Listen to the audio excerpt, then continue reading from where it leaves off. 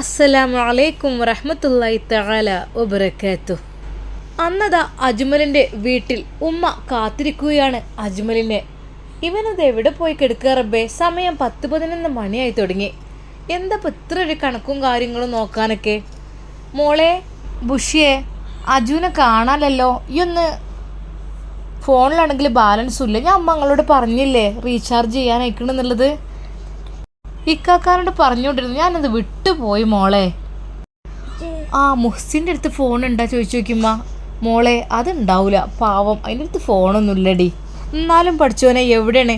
ഉമ്മ ഡൈനിങ് ഹാളിലെ ആ സോഫയിൽ വെറുതെ ഇരുന്നു തൻ്റെ മകനെ നോക്കിക്കൊണ്ട്. പഠിച്ചോനെ വിളിക്കാനാണെങ്കിൽ ബാലൻസും ഇല്ല, റീചാർജ് ചെയ്യലൊക്കെ ഓൻ തന്നെയാണ്. അപ്പം അയിമക്ക് വല്ലാതെ നോക്കിയിട്ടുമില്ല.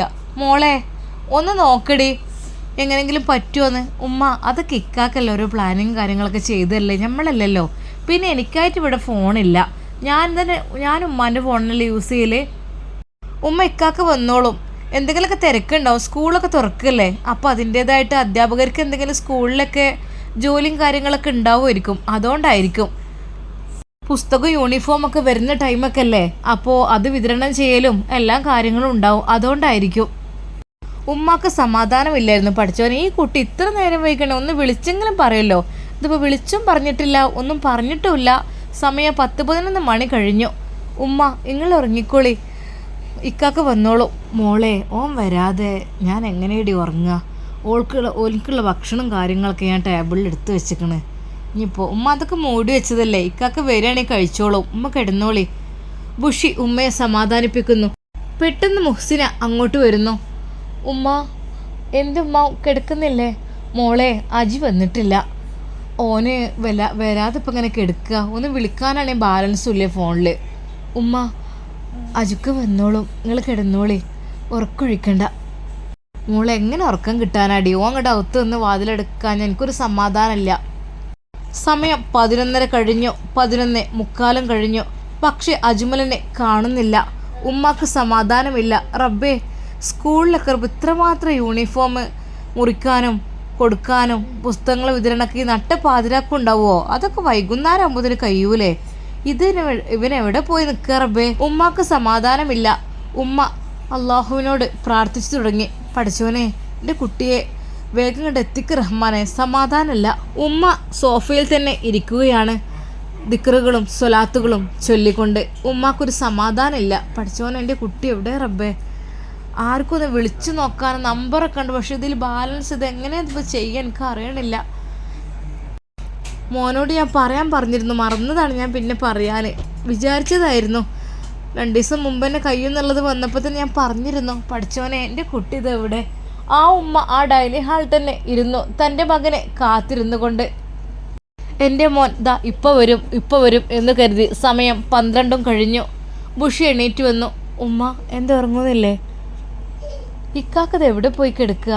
ഉമ്മ ഫോണില്ല, ഇനിയിപ്പോൾ എന്ത് ചെയ്യുക? നമ്മൾ അപ്പുറത്തെ വീട്ടിൽ ഒന്നും വേണ്ട മോളെ, എനിക്കൊരു സമാധാനമല്ല. ഏതായാലും കുറച്ചും കൂടി കാത്തു നോക്കുക. സമാധാനമില്ലാത്ത ആ രാത്രി ഉമ്മക്ക് ഉറങ്ങുവാനേ കഴിഞ്ഞില്ല. ഉമ്മ സമാധാനമില്ലാത്ത ഇരുത്തം ഇരിക്കുന്നത് കണ്ട് അവർക്കും ശരിക്കൊന്ന് കിടന്നുറങ്ങുവാൻ കഴിഞ്ഞില്ല. എന്നാലിപ്പോൾ എവിടെ പോയി അജ്മൽക്ക എന്നുള്ള രീതിയിലായി അവരുടെ എല്ലാം ചിന്തകൾ. സത്യം പറഞ്ഞാൽ ആ വീട്ടിലുള്ളവർക്കെല്ലാം ടെൻഷൻ. ബാംഗ്ലൂരിൽ പോയി വേഗം തിരിച്ചെത്തി ഡ്യൂട്ടിക്ക് കയറിയതാണ് ഇക്ക. അത്യാവശ്യമായി സ്കൂളിൽ എത്തിച്ചേരണമെന്ന് നിർദ്ദേശമുള്ളത് കൊണ്ട് തന്നെ സ്കൂളിലേക്ക് പോയതാണ്. വൈകുന്നേരം 5 മണിയാകുമ്പോഴേക്കും തിരിച്ചെത്തേണ്ടതാണ്. പക്ഷേ 9, 10, 11, 12 കഴിഞ്ഞിട്ടും അജ്മലിനെ കാണുന്നില്ല. ഒരാളോട് ചോദിക്കാനാണെങ്കിൽ ബാലൻസുമില്ല. ഈ സമയത്താണെങ്കിൽ എല്ലാവരും ഉറങ്ങിയിട്ടുണ്ടാകും. ഉമ്മ ആകെ പേടിച്ചു. മുഹ്സിനയും ബുഷിയും അവർക്കും നല്ല ഭയമുണ്ടായിരുന്നു. എന്തു പറ്റി റബ്ബേ? ആ രാത്രി മുഴുവൻ ഉമ്മ കണ്ണീരൊഴുക്കി. പഠിച്ചോനെ ആരോടാ എന്താ ചോദിക്കുക? ഈ സമയത്താണെങ്കിൽ ഒറ്റക്ക് പുറത്തിറങ്ങാനും ആ ഒരു ആണുങ്ങളില്ലല്ലോ. ആൺതരിയായ എൻ്റെ പൊന്നുമോൻ ഇവിടെ ഇല്ല. ഉമ്മ അത് ഇക്കാക്ക് എന്തെങ്കിലും സ്പെഷ്യൽ ഡ്യൂട്ടി. ഉമ്മ നിങ്ങൾ വിഷമിക്കാതിരിക്കും, എന്നാലും ഓൻ എന്തൊക്കെ തന്നെയാലും വിളിച്ചു പറയാതിരിക്കൂല. മുഹ്സിനയുടെ മനസ്സിനും ചെറിയൊരു ഭയം ഇല്ലാതില്ല. പഠിച്ചോനെ അല്ലാ കാത്തു രക്ഷിക്കണ റഹ്മാനെ, എൻ്റെ സിനാനെ പലരും പലതും ചെയ്തിട്ടുണ്ട്. അതുപോലെ അജ്മൽ കാക്ക് ഒന്നും പറ്റരുതേ അല്ലാ. അപ്പോഴും മുഹ്സിന അതായിരുന്നു പ്രാർത്ഥിച്ചിരുന്നത്. എന്നാൽ ഈ സമയം അറേബ്യയിൽ സിനാൻ്റെ റൂമിൽ അവൻ ശരിക്കും പറഞ്ഞാൽ വല്ലാതെ മിസ് ചെയ്തത് മുഹ്സിനെയായിരുന്നു. മുഹ്സിനയെ എങ്ങനെയെങ്കിലും ഇവിടെ എത്തിക്കണം, അതിനുവേണ്ടി പടച്ച റബ്ബേ എന്നെ നീ തുണക്കണേ എന്നായിരുന്നു പ്രാർത്ഥിച്ചിരുന്നത്. റബ്ബേ, കുറേയൊക്കെ പ്രശ്നങ്ങളെല്ലാം കലങ്ങി തെളിഞ്ഞെന്ന് തോന്നുന്നു. ഇനി എൻ്റെ പെണ്ണിനെ എങ്ങനെയെങ്കിലും കൂട്ടിക്കൊണ്ടുവരണം. പെട്ടെന്നാണ് ഉപ്പയുടെ ഫോണ് വരുന്നത്. ഹലോ മോനെ. ആ ഉപ്പ. അസ്സലാമലൈക്കും. വലൈക്കും അസ്സലാം. മോനെ, ഉപ്പ എവിടുന്ന വിളിക്കുന്നത്? ഞാൻ അറബിയും എന്നോട് കാര്യങ്ങളെല്ലാം ചോദിച്ചു, ഞാനെല്ലാം പറഞ്ഞു. പക്ഷേ അറബിയമ്മക്ക് ദേഷ്യം സങ്കടമാണ് വന്നത്. എന്നോട് എന്താ പറഞ്ഞതെന്നോ? സിനാൻ എന്താ ഒരു ആണല്ലേ, കെട്ടിയ പെണ്ണിനെ കൂട്ടിക്കൊണ്ടുവരാൻ അവന് ആണത്തുമില്ലേ എന്നാണ് ചോദിച്ചത്. പക്ഷേ എൻ്റെ മകനെ തല്ലി ചതച്ച കാര്യവും ഒരിക്കൽ പോലും അങ്ങോട്ട് പ്രവേശിക്കാൻ സമ്മതിക്കാത്ത കാര്യവുമെല്ലാം പറഞ്ഞപ്പോൾ സത്യം പറഞ്ഞാൽ അറബിയമ്മക്ക് നല്ല ടെൻഷനായിരുന്നു. മോനെ, എങ്ങനെയെങ്കിലും മുഹ്സിനയെ കൊണ്ടുവരണം, ഇവിടെ എത്തിക്കണം എന്നൊക്കെയാണ് പറയുന്നത്. മോനെ, അതെങ്ങനെ അവിടെ അവർ സമ്മതിക്കുമോ? ഉപ്പ വിഷമിക്കാതിരിക്കൂ, കാര്യങ്ങളെല്ലാം ഇൻഷാ അല്ലാ റെഡിയാകും നിന്റെ മനസ്സ് പറയാണ്. മോനെ, അവരുടെ വീട്ടുകാർ അത്രക്കും സ്ട്രോങ് ആണെന്ന് തോന്നുന്നു. അല്ലാതെ പ്രത്യേകിച്ച് അവളുടെ ആങ്ങള ഒന്നിനും മടിക്കാത്തവനായി മാറിയിരിക്കുന്നു. ആ പഴയ ആളൊന്നല്ല, ആൾ മൊത്തത്തിൽ അങ്ങ് മാറിയിരിക്കുന്നു. എങ്ങനെ എന്തൊക്കെ തന്നെയായാലും ഇങ്ങനെ ആകാൻ കഴിയുമോ? ഒരു മനുഷ്യന് ഇത്ര പെട്ടെന്ന് മാറാൻ കഴിയുമോ? മോനൊന്നുകൊണ്ട് വിഷമിക്കണ്ട കേട്ടോ, എല്ലാത്തിനും പരിഹാരം ഉണ്ടാവുമല്ലോ. എനിക്കൊരിക്കലും പ്രതീക്ഷയില്ലപ്പാ. എനിക്ക് ഒത്തിരി ആഗ്രഹമുണ്ട് എൻ്റെ ഭാര്യയെ എൻ്റെ കൂടെ കൊണ്ടുപോരാൻ. പക്ഷെ അവരൊരിക്കലും സമ്മതിക്കുമെന്ന് എനിക്ക് തോന്നുന്നില്ല. ഈ ലോകത്തില്ലെങ്കിൽ പരലോകത്തെങ്കിലും ഞങ്ങൾക്ക് ഒരുമിച്ച് ജീവിക്കുവാൻ ഭാഗ്യം കിട്ടിയാൽ മതി എന്ന് മാത്രമാണിപ്പാ ഞാൻ ദുആ ചെയ്യുന്നത്. മോൻ വിഷമിക്കണ്ട എനിക്ക് ഉറപ്പുണ്ട്, ഒരിക്കലും അവളെ എനിക്കിനി കിട്ടില്ല. അവരതിന് സമ്മതിക്കില്ല. അവൾ എത്രയൊക്കെ തന്നെ കരഞ്ഞപേക്ഷിച്ചാലും എൻ്റെ കൂടെ അവർ വിടില്ല, അതുറപ്പുണ്ട്. അവളെ എന്തൊക്കെ ഇങ്ങനെ ചെയ്തിട്ട് അവളെ വേറെ പിടിച്ച് കെട്ടിക്കുന്നുള്ള കാര്യം എനിക്ക് ഉറപ്പുണ്ട്. അത്രക്കും കസ്വത്തുൽ കൽബാണ് അവർക്ക്. എനിക്ക് അറിയാം മോനെ, നീ അന്ന് ഗോൾഡൊക്കെ കൊണ്ടുപോയി കൊടുത്തു എന്നൊക്കെയാണല്ലോ പറഞ്ഞത്. എന്നിട്ട് അതിൻ്റെ കഥയൊന്നും പറയണ്ട. അത് മുഹ്സിനയുടെ എങ്ങനല്ലേ ഒന്നും അറിയില്ലല്ലോ. ഒന്ന് വിളിക്കുവാൻ പോലും സ്വാതന്ത്ര്യം അവിടെ ഇല്ല അവൾക്ക്. ജയിലിലിട്ട പോലെയാണ് അവളുടെ ജീവിതം. മോനെ, നമുക്ക് രക്ഷിക്കാൻ പറ്റുമെങ്കിൽ അവളെ രക്ഷിക്കണം, രക്ഷിച്ച് കൊണ്ടുവരണം. ഒരിക്കലുമില്ല. അങ്ങനെ ആയാൽ തന്നെ നമ്മളെ നല്ല രീതിയിൽ ഉപദ്രവിക്കും എന്നുള്ള കാര്യം ഉറപ്പാണ്. പിന്നെ ഓളെ ബ്രദറെ കുറിച്ച് പറയുകയാണെങ്കിൽ അദ്ദേഹത്തിന് ഗുണ്ടായസ് ഉണ്ടെന്ന് തോന്നുന്നു. ശരിക്കും ഒരുപാട് ആളുകൾ, ഒരുപാട് ഫ്രണ്ട്ഷിപ്പുണ്ട്. അതെ, ഉപദ്രവിക്കാനായിട്ട് ഒരു ടീം എന്ന് തന്നെ പറയാം. മോനെ, എന്തു വന്നാലും വേണ്ടില്ല, മുഹ്സിനെ നമുക്ക് ഇങ്ങോട്ട് ബാക്കി വെക്കില്ല. അവർ അത്രക്കും ദാരുണമായ രീതിയിലാണ് അവരുടെ പ്രവൃത്തികൾ. ശരിക്കും സിനാൻ അത് അനുഭവിച്ചത് കൊണ്ട് തന്നെ അവനക്ക് നന്നായിട്ടറിയാം. ഒരിക്കൽ അങ്ങനെ പോയതായിരുന്നു.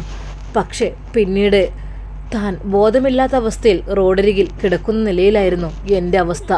കൈകാലുകൾ തല്ലി ഒടിച്ച രീതിയിൽ, ഒരുപാട് തലക്കും ശരീരത്തിനും ക്ഷതമേറ്റ രീതിയിൽ അത് ആരൊക്കെയോ എന്തൊക്കെയോ ചെയ്തു. സത്യം പറഞ്ഞാൽ മുഹ്സിനയുടെ വീട്ടുകാരെ കുറിച്ച് ആലോചിക്കുമ്പോൾ മനസ്സിനുള്ളിൽ ചെറിയൊരു ടെൻഷനാണ്. കാരണം മറ്റൊന്നുമല്ല, എന്നെ എന്ത് വേണമെങ്കിലും ചെയ്തോട്ടെ, തല്ലി ചതുക്കുകയോ കൊല്ലുകയോ ചെയ്തോട്ടെ, പക്ഷേ എൻ്റെ മുഹ്സിനയെ അവരൊന്നും ഉപദ്രവിക്കാതിരുന്നാൽ മാത്രം മതി. അവിടെ നിന്നും അവളെ രക്ഷിക്കുക തന്നെ വേണം, അല്ലാതെ ഒരു നിവൃത്തിയുമില്ല. മോനെ, ഇനി എന്താ ഞാൻ ചെയ്യുക? എനിക്കൊന്നും അറിയുന്നില്ല. അറബിയമ്മ പറഞ്ഞിട്ടുണ്ട് ഹോട്ടലിലെ ജോലി ഉപേക്ഷിക്കാൻ. അത് ചെയ്യേണ്ടെന്ന് പറഞ്ഞിട്ടുണ്ട് എന്നോട്.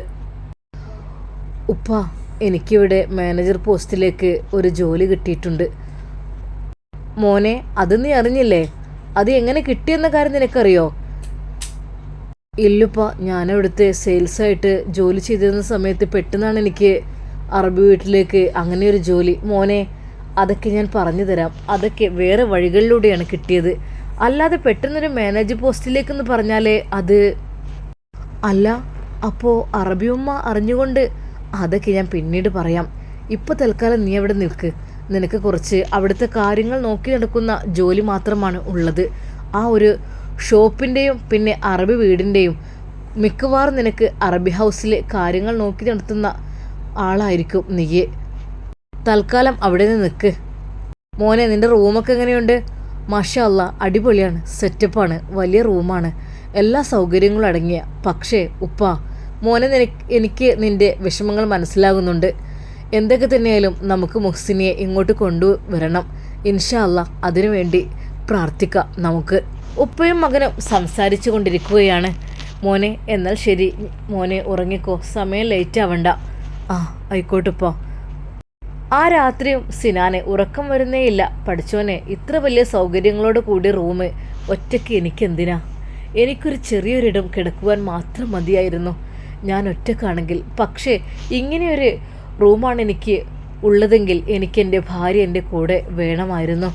അല്ലാതെ എന്തിനാണ് ഒരാളോട് മിണ്ടാനും പറയാനും സന്തോഷിക്കാനും ഒന്നുമില്ലാത്ത അവസ്ഥയിൽ ഇത്രയും വലിയൊരു സൗകര്യങ്ങളോട് കൂടിയ ഒരു റൂം, ശരിക്കൊരു ഫാമിലി റൂം തന്നെയാണ് അവനക്ക് കിട്ടിയത്.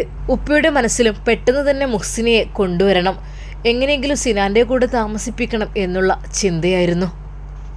എന്നാൽ ഈ സമയം കരഞ്ഞു കലങ്ങിയ കണ്ണുകളുമായി തൻ്റെ പ്രിയപ്പെട്ട മകൻ അജ്മലിനെ കാത്തിരിക്കുകയാണ് ഉമ്മ. അജ്മൽ ഇനിയും എത്തിയിട്ടില്ല. സമയം 1 കഴിഞ്ഞു, 2 കഴിഞ്ഞു. പഠിച്ചോനെ, ഒന്ന് സുബഹിൻ്റെ സമയമായിരുന്നെങ്കിൽ ഒന്ന് പുറത്തിറങ്ങി ആരുടെയും ഫോണെങ്കിലും വാങ്ങി ഒന്ന് വിളിച്ചു നോക്കാമായിരുന്നു. മുഹ്സിയും ബുഷിയും അറിയാതെ ഉറങ്ങിപ്പോയിരിക്കുന്നു. ഉമ്മ കണ്ണിമ വെട്ടാതെ കണ്ണീരൊലിപ്പിച്ച് തൻ്റെ പ്രിയപ്പെട്ട മകന് വേണ്ടി കാത്തിരിക്കുകയാണ്. റബ്ബേ, ആരോടും ഒന്നും പറയാനോ ഒന്നും കഴിയുന്നില്ലല്ലോ. ഈ ഒരു പാതിരാത്രിയിൽ ഞാൻ എങ്ങോട്ട് പോകാൻ? ഈ 2 പെൺമക്കളെയും ഇവിടെ വിട്ടിട്ട്. പഠിച്ചോനെ, നീ തന്നെയാണ് ഞങ്ങൾക്ക് കാവലുള്ളത്. സമയം 3 മണി കഴിഞ്ഞു. പഠിച്ചോനെ, ഒന്ന് കണ്ണ് ചിമ്മിയാൽ മാത്രമേ തഹജ്ജുദ് നിസ്കരിക്കാൻ പറ്റുള്ളല്ലോ. ഉമ്മ അറിയാതെ ആ സോഫയിലിരുന്നു കൊണ്ട് അറിയാതെ ഒന്നങ്ങ് മയങ്ങിപ്പോയി. പെട്ടെന്ന് തന്നെ ഞെട്ടി ഉണർന്നു. സമയം 3:45. പെട്ടെന്ന് ഉമ്മ അതോർത്തു, റബ്ബേ, എൻ്റെ കുട്ടി ഇതുവരെ എത്തിയിട്ടില്ലല്ലോ എന്നുള്ള കാര്യം. ഉമ്മ പെട്ടെന്ന് അതാ വാഷ്റൂമിൽ പോയി ഉളുഹ് ചെയ്തു നിസ്കരിക്കുന്നു. തഹജ്ജുദ് നിസ്കരിച്ച് പടച്ച റബ്ബിനോട് ദുആ ചെയ്തു. അല്ലാഹുവേ, എൻ്റെ കുട്ടി എവിടെയാണെങ്കിലും നീ ഒന്ന് വിവരം അറിയിച്ചു കൊണ്ടല്ലാ, എവിടെയാണെങ്കിലും എൻ്റെ കൺമുമ്പിൽ എത്തിച്ചു കൊണ്ടല്ലാ, എൻ്റെ കുട്ടിക്ക് ഒരാപത്തും വരുത്തരുത് റഹ്മാനെ. ആ ഉമ്മ അതാ സുബഹി ബാങ്കിന് വേണ്ടി കാതോർക്കുന്നു. സുബഹി ബാങ്ക് അതാ പള്ളിയിൽ നിന്ന് മുഴങ്ങുന്നു. പാവം, എൻ്റെ കുട്ടി ഉണ്ടെങ്കിൽ ഇപ്പോൾ പള്ളിയിൽ പോകുന്ന സമയമാണ്. ഇപ്പോൾ ഇവിടെ നിന്ന് ആരും പള്ളിയിൽ പോകാനില്ലല്ലോ റബ്ബേ, ഞങ്ങളൊക്കെ പെണ്ണുങ്ങളല്ലേ. സുബഹി ബാങ്കിൻ്റെ ആ ധ്വനി ഉമ്മയുടെ ചെവിയിൽ മുഴങ്ങിയപ്പോൾ ഉമ്മ തൻ്റെ പ്രിയപ്പെട്ട മകനെ കാണുവാൻ വേണ്ടി കൊതിച്ചു. ഉമ്മ, ഞാൻ പോയിട്ട് വരാം, അസ്സലാമു അലൈക്കും. പള്ളിയിൽ പോകുമ്പോൾ എന്നും ഉമ്മയോട് സലാം പറഞ്ഞുകൊണ്ടാണ് അജ്മൽ പോകാറുള്ളത്. അന്ന് ആ ഒരു സലാം കേട്ടില്ല. അന്ന് തൻ്റെ പ്രിയപ്പെട്ട മകൻ്റെ ആ മുഖം ഉമ്മ കണ്ടില്ല. ഉമ്മ കരഞ്ഞു പോയി. പഠിച്ചോനെ, എൻ്റെ കുട്ടിന്ന് യാത്ര പറയാൻ വന്നില്ലല്ലോ എന്നോർത്ത്. സമയം സുബഹ് ബാങ്ക് കൊടുത്തു. നിസ്കാരമെല്ലാം കഴിഞ്ഞ് ഉമ്മ അതാ വെളിച്ചം വെക്കുന്നതിന് മുമ്പായിട്ട് പുറത്തിറങ്ങി. അയൽവാസിയുടെ വീട്ടിലേക്കായിരുന്നു പോയിരുന്നത്. താത്താ, താത്താ, വാതിൽ ഉമ്മ മുട്ടി വിളിക്കുന്നു. ആരാ? അല്ല, എന്താ ഈ സമയത്ത്? താത്ത, നിങ്ങൾ ഫോണൊന്ന് തരുമോ? ഞാൻ എൻ്റെ അജ്മൽ വന്നിട്ടില്ല ഇന്നലെ രാത്രി. അതെന്തേ? ഫോണിലാണെങ്കിൽ ബാലൻസും ഇല്ല, ഒന്ന് വിളിച്ചു നോക്കാനായിരുന്നു. ഇതാ, എന്നെ വിളിച്ചു നോക്കിക്കോളെ. അപ്പോൾ തന്നെ അജ്മലിൻ്റെ നമ്പറിലേക്ക് വിളിക്കുന്നുണ്ട്. കിട്ടുന്നില്ലല്ലോ. നോക്കട്ടെ, ഞാൻ അടിച്ചു നോക്കട്ടെ. പക്ഷേ നമ്പർ സ്വിച്ച് ഓഫ് ആയിരുന്നു. ഉമ്മ ആകെ പേടിച്ചു പോയി. റബ്ബേ, ഞാൻ എന്ത് റബ്ബേ ചെയ്യാം, എനിക്കറിയുന്നില്ലല്ലോ. താത്തങ്ങൾ വിഷമിക്കല്ലേ. ഞാൻ ഫ്രണ്ട്സുകളെ കൂടെ വല്ല ടൂർ എന്തെങ്കിലും പോയോ?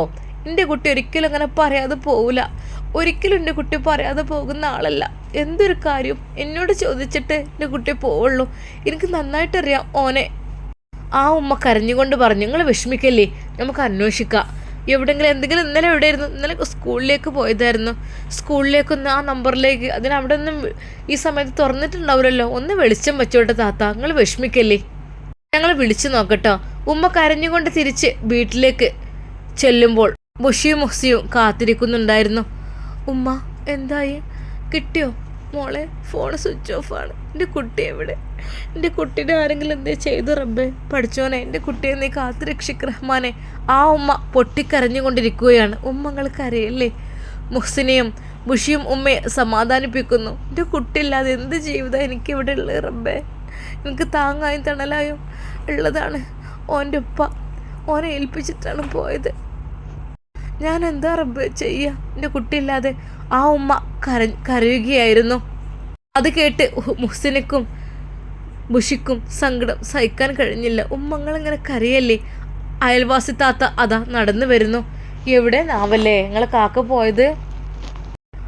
മുഹ്സിന പെട്ടെന്ന് അകത്തേക്ക് വലിഞ്ഞു. ഒരിക്കലും പുറത്തിറങ്ങി നടക്കരുത് എന്നൊക്കെ നിർദ്ദേശമുണ്ട്. അതുകൊണ്ട് തന്നെ ബുഷിയെ, എടി എവിടേക്ക് കാക്ക പോയത്? നിങ്ങൾ എവിടേക്ക് പോയിരുന്നൊക്കെ പറഞ്ഞിരുന്നത്? ഞങ്ങൾ ബാംഗ്ലൂരിലൊക്കെ പോയിരുന്നു. പക്ഷെ ഇക്കാക്ക് പെട്ടെന്ന് ഡ്യൂട്ടി കയറണം എന്ന് പറഞ്ഞപ്പോൾ വന്നതായിരുന്നു. ആയിക്കോട്ടെ, നിങ്ങൾ വിഷമിക്കല്ലേ. ഒന്നൊന്നും ഉണ്ടാവൂലേ. ഫോണിൽ വിളിച്ചു നോക്കിയിട്ട് കിട്ടണമെന്നല്ല. പിന്നെ സ്കൂളിലത്തെ നമ്പർക്കൊന്നും വിളിച്ചിട്ട് അതൊന്നും അവർ എടുക്കണില്ല. എന്തായാലും നോക്കട്ടെ, ഇൻഷാ അല്ലാ. പഠിച്ച റബ്ബ് ഒന്നും ഒരു ദുരന്ത വാർത്തയും കേൾക്കാതിരിക്കട്ടെ. നമുക്ക് പ്രാർത്ഥിക്കാം. പഠിച്ചോ നല്ലൊരു വാർത്ത കേൾക്കാൻ വേണ്ടി ഉള്ള ഭാഗ്യം നൽകട്ടെ. ഈ ഫോണ് വേണമെങ്കിൽ ഇവിടെ വെച്ചോളി, നിങ്ങൾക്ക് വിളിക്കണമെങ്കിൽ. വേണ്ട താത്ത, എന്തപ്പോ വിളിച്ചിട്ട് സ്വിച്ച് ഓഫ് അല്ലേ ഇക്കാക്കൻ്റെ ഫോണ്? ഇക്കാക്ക ഇല്ലാതെ. മോളെ കരയണ്ട. മുഹ്സിനക്കും സങ്കടം സഹിക്കാൻ കഴിയുന്നില്ല. പക്ഷേ പുറത്തേക്ക് ഇറങ്ങിയില്ല. അഥവാ പുറത്തേക്ക് ഇറങ്ങിയാൽ തന്നെ ആരെങ്കിലും കണ്ടിട്ടുണ്ടെങ്കിൽ അതല്ല, അതിനപ്പുറമായിരിക്കും കേൾക്കേണ്ടി വരിക. അതുകൊണ്ട് അവൾ കണ്ടെറിഞ്ഞ് തന്നെ അകത്തേക്ക് പോയി. അജ്മലിനെ കാണാനില്ല എന്നുള്ള വാർത്ത അയൽവാസികളിലൊക്കെ പരന്നു തുടങ്ങി. അങ്ങനെ അത് കുറച്ചു കഴിഞ്ഞപ്പോൾ ഉമ്മയുടെ ഫോണിലേക്ക് ഒരു കോൾ വരുന്നു. ഉമ്മാക്ക് സങ്കടപ്പെട്ടിട്ടും വിഷമിച്ചിട്ടും അത് എടുക്കാനേ കഴിയുന്നില്ല. മോളെ അതൊന്ന് എടുത്തു നോക്കി എൻ്റെ കുട്ടി. ഉമ്മ. ഹലോ. ബുഷി ഫോൺ എടുത്തു. ഹോസ്പിറ്റലിൽ നിന്നോ? അതെ. അജ്മൽ ആണോ? അല്ല. ഉമ്മ. അവൾ പെട്ടെന്ന് ഉമ്മയെ വിളിച്ചു. മോളെ എന്തു പറ്റി? എൻ്റെ കുട്ടി എവിടെ? എൻ്റെ കുട്ടിക്ക് എന്തെങ്കിലും പറ്റിയോ? ഉമ്മ കരഞ്ഞുകൊണ്ട് അതാ അവിടെ ബോധരഹിതയായി വീഴുന്നു. ഉമ്മ. ഇല്ല, ഒന്നും പറ്റിയിട്ടില്ല ഉമ്മ. പെട്ടെന്ന് മുസിക് ഓടിയെത്തി കുറച്ച് വെള്ളമെടുത്ത് ഉമ്മയുടെ മുഖത്തേക്ക് കൊടുത്തു. ഉമ്മ എന്തു പറ്റി? പെട്ടെന്ന് അയൽവാസികളെല്ലാം ആ ഒരു കാഴ്ച കണ്ടു. അതാ അവരുടെ റൂമിൽ നിന്നും ഒരു പെൺകുട്ടി ഓടിയെത്തിയിരിക്കുന്നു. ഇതാരടി ബുഷിയെ? ഇതാരാ? അതെ ഞങ്ങളെ ഇക്കാക്കാൻ്റെ. ആ സമയത്ത് അവൾക്ക് എന്ത് പറയണം എന്നറിയുന്നില്ലായിരുന്നു. അവളുടെ വായിൽ നിന്ന് അറിയാതെ അതങ്ങ് വീണുപോയി. അവരെല്ലാവരും പരസ്പരം മുഖത്തോട് മുഖം നോക്കി. ഇതെങ്ങനെ? ഇത് നമ്മളറിഞ്ഞിട്ടില്ലല്ലോ, ഇതപ്പോ എന്നുള്ള രീതിയിൽ. എന്നാൽ ബോധരഹിതയായ ഉമ്മയെ അതാ മുഹ്സിയും ബുഷിയും പിടിച്ചെഴുന്നേൽപ്പിച്ച് വെള്ളം കൊടുക്കുന്നു. എൻ്റെ കുട്ടി എവിടെ? എൻ്റെ കുട്ടീനെ എനിക്ക് കാണണം. അതേ, ഒന്നും പറ്റിയിട്ടില്ല. കുട്ടിക്ക് എന്തോ ചെറുതായിട്ട് എന്തോ പറ്റിക്കാണെന്ന് പറഞ്ഞാൽ നമുക്ക് ഹോസ്പിറ്റലിൽ പോയി നോക്കാം. നിങ്ങൾ വിഷമിക്കല്ലേ. അയൽവാസികളെല്ലാവരും അവരെ ആശ്വസിപ്പിച്ചു.